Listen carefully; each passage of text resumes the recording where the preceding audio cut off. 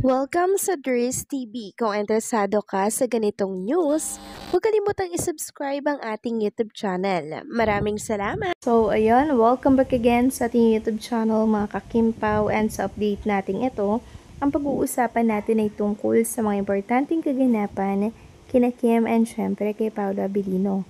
Pero bago po ang lahat, maraming salamat sa inyong patuloy na pagsuporta at pagsubaybay sa mga daily update natin. Kaya naman bilang pasasalamat, narito po ang mga napili kong komento patungkol yan sa naging previous update. Unang komento mula po ito kay Ginang Vivian Karaig. Sabi niya, it's about time na Kim must marry someone, and that's Pao. Don't worry Kim, we will support you all the way. Mas magandang nasa sinapupunan mo yung baby mo para yan ang gift nyo sa sarili mo, and Pao will be happy for that. So excited to see your holding your own baby soon. Hindi ka malalaos, forever kang love ng million of fans. Thanks, Dries, ha? So, maraming salamat po sa komento. Ginang Bibian Karaig.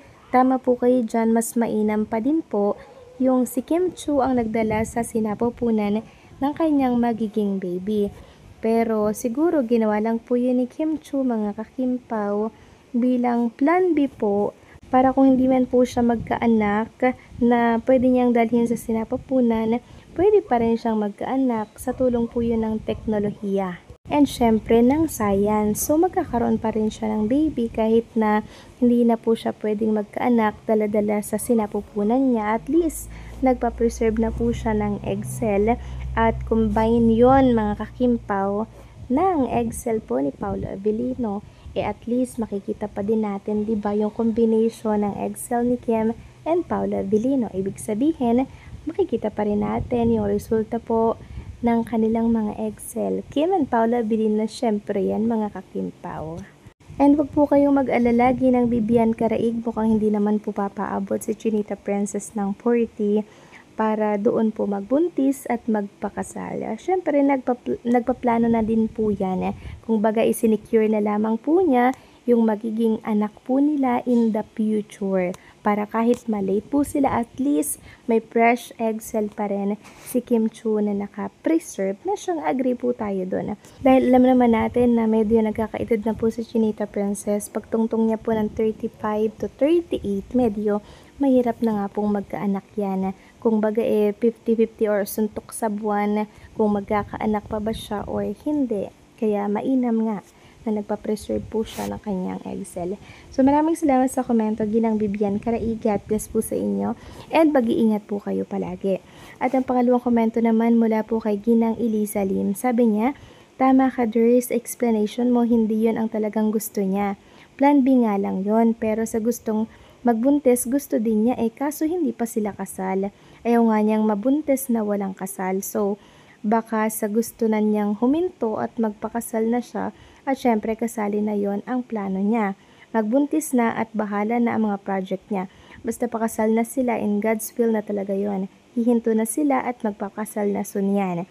Maybe next year in God's will and in God's perfect time. Tama po kayo dyan, Ginang Elisa Lim. Tama po kayo dyan na plan B lamang po yun ni Chinita Princess.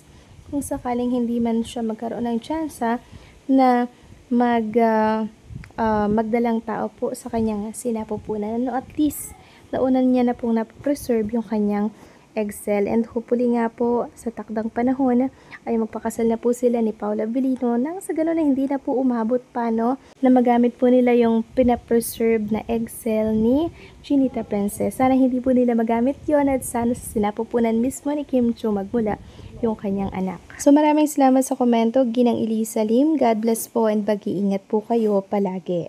So yun na nga, pag-usapan na natin mga kakimpaw ang mga topic po na nakalap natin sa gabing ito at unahin na nga nating pag-usapan ang tungkol dito sa pinagkakaguluhan pong picture ni Kim and Paolo Abilino.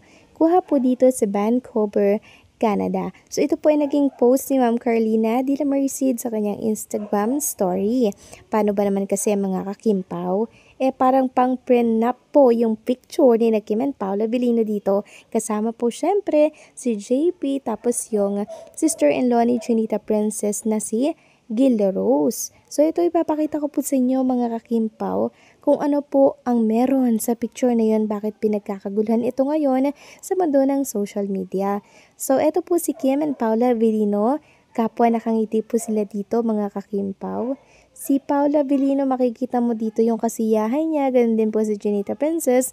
Tapos nasa likuran po ni Paula Avellino at Kim Cho itong si JP na naka-peace sign. Talagang napaka-supportive po ni JP, no? Dito po kay Paula Avellino and syempre kay Chinita Princess. Sabi nga po dito ng ilang mga Kimpo fans sa picture na to, prenup, haha, eme lang. Tapos eto pa po yung komento nila, supportive brother ever. So nakita kasi nila kung gaano po kaboto ni JP para dito kay Paula Avellino for Chinita Princess. Grabe kasi yung prenup picture nila dito, mga kakimpaw, no? Parang totoo talagang prenup picture to, mga kakimpaw. Makikita natin din syempre dito si Ma'am Carlina de la Merced at marami pa pong iba. So siguro mga kakimpaw, ito po isa sa mga eksena po ng The Alibi kasi meron pong part ng eksena po si Kim and Paula Avellino na kinuhanan po, mga kakimpaw, dito po sa Vancouver, Canada. So may happy ending po ata si Stella Marie at si Vincent, mga kakimpaw, dito po sa Vancouver, Canada. So parang ang mangyayari, ikakasal po sila dito sa Vancouver, Canada, mga kakimpaw. So nakakatuwa lang, no? Hindi pa man natin nakikita at napapanood yung The Alibi series ni Kim and Paula Avellino. Pero meron agad happy ending na mangyayari. Nako, abangan nyo po yan by November 7. Talagang mapapanood na po natin yan dito po sa Prime Video PH. So magbasa tayo ng mga komento ng mga Kimpo fans dito sa naturang post. Sabi ng isa, prenup ni Stella and Vincent kasi, hehe, it's giving. Parang end to. Tapos sabi pa ng isa, yes, mukhang may happy ending ang Vinstel. Sabi pa ng isa, proposal muna mi bago mag-prenup, char. So, yan po yung ilan sa mga komento po nila. So, mukhang nag-prenup na nga po sina Kim and Paula Avellino dito or si Stella Marie and si Vincent Cabrera.